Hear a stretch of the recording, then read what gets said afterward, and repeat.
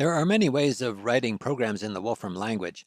The most common and basic ways can be illustrated pretty well by considering a very simple program like this one, which is a one-line program that multiplies the integers 1 through 5. This program can also be written using the times function, which is really the same thing since the multiplication sign is just a special input form for times. There's also a built-in function, the factorial function, that does this calculation. Factorial of 5 is defined as the product of the integers 1 through 5. A slightly more complicated approach uses the apply function to apply times to the list 1, 2, 3, 4, 5, which turns that list into times 1, 2, 3, 4, 5, which gives the desired product. The list 1, 2, 3, 4, 5 can be generated by evaluating range of 5, so the same effect is obtained by applying times to the result from range of 5.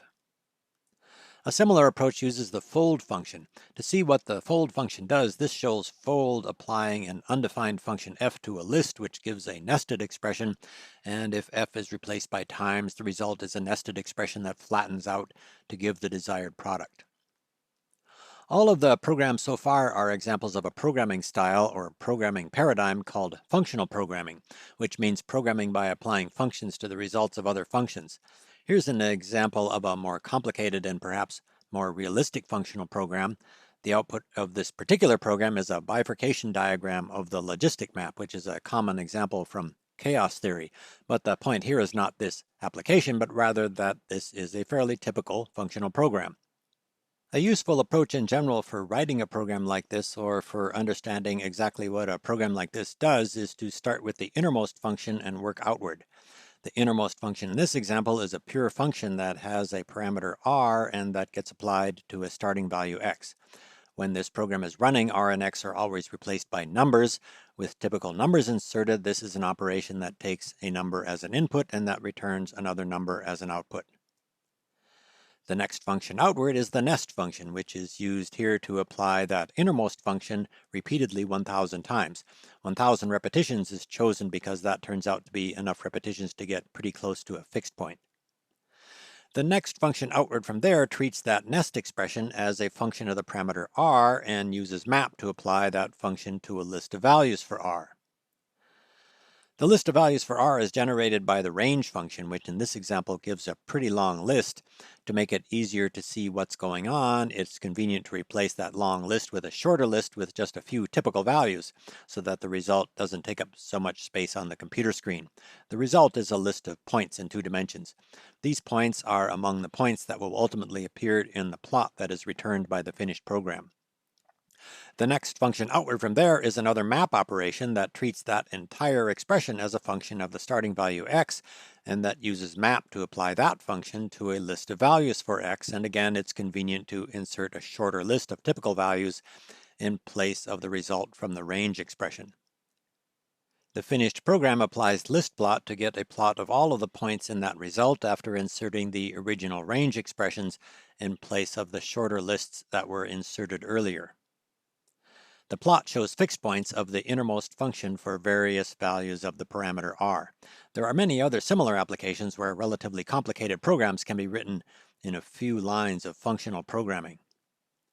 The Wolfram language is a multi-paradigm language, which means that it supports lots of programming styles or programming paradigms.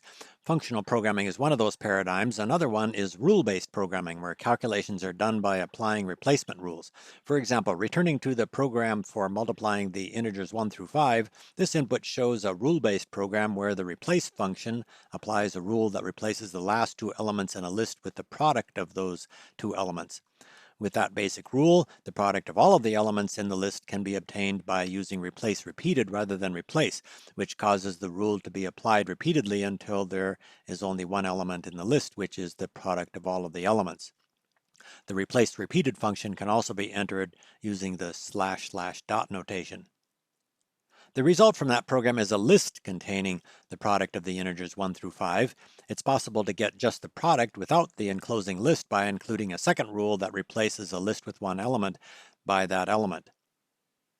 There are plenty of other ways to write a rule-based program to multiply the integers 1 through 5. For example, here's a rule-based program that also uses a pair of rules and that basically implements a recursive definition of the factorial function.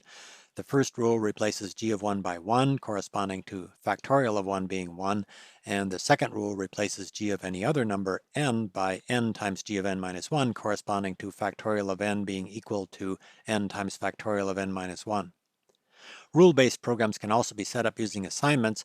For example, here is that same program entered using assignments, starting with an assignment that says g of 1 is 1, and a second assignment that says that g of n is n times g of n minus 1. Assignments introduce evaluation rules that are applied automatically as part of ordinary evaluation without requiring explicit use of replace repeated. The program gives the same result either way. Any assignments that are no longer needed can be removed using clear.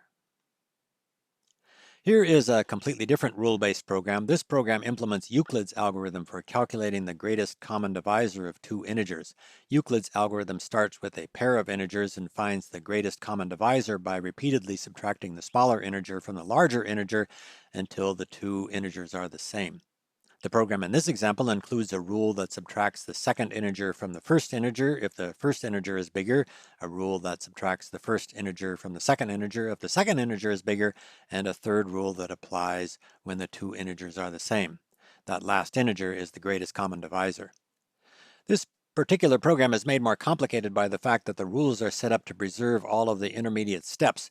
The result is a list of pairs where each pair shows the smaller integer subtracted from the larger integer of the previous pair. Here's a faster and simpler rule-based program that just returns the final result. In general, rule-based programs are particularly useful for programming Euclid's algorithm or anything else that can be naturally described using rules. In addition to functional programming and rule-based programming, another common programming paradigm is procedural programming. Returning again to the problem of multiplying the integers 1 through 5, here's a procedural program to do that calculation. This program works by setting up a place to keep track of the answer, which here is the value of a variable result, assigning 1 as the value of that variable, stepping through the integers 2 through 5, multiplying that variable by each integer, and returning the result. Procedural programming is important in many widely used languages like C and Fortran. Procedural programming is characterized by structures like do loops and other statements that control the flow of execution through a sequence of operations. Although assignments are not essential in rule-based programming or in functional programming, assignments are essential in procedural programming. In this program, the assignments to result are necessary for keeping track of the result, and the do function works by repeatedly assigning values to the variable k.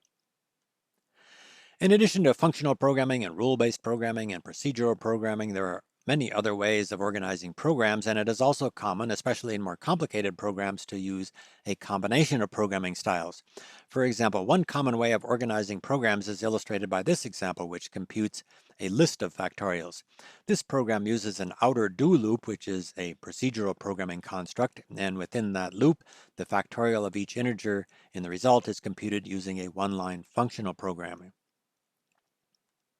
Here's another example which also computes factorials for the elements in a list. This program consists of an outer functional program based on the map function that maps a pure function over the elements of the list, and the pure function applied by the map function uses a rule-based program to compute each factorial.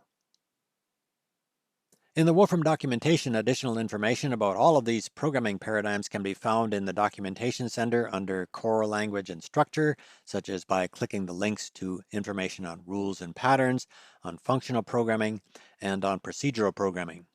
These are links to guide pages, which are lists of links to documentation for basic functions like apply and replace repeated and so on. There are also collections of relevant tutorials. For functional programming, there is this page of links to tutorials on functional operations. For rule-based programming, there is this page of links to tutorials on transformation rules and definitions.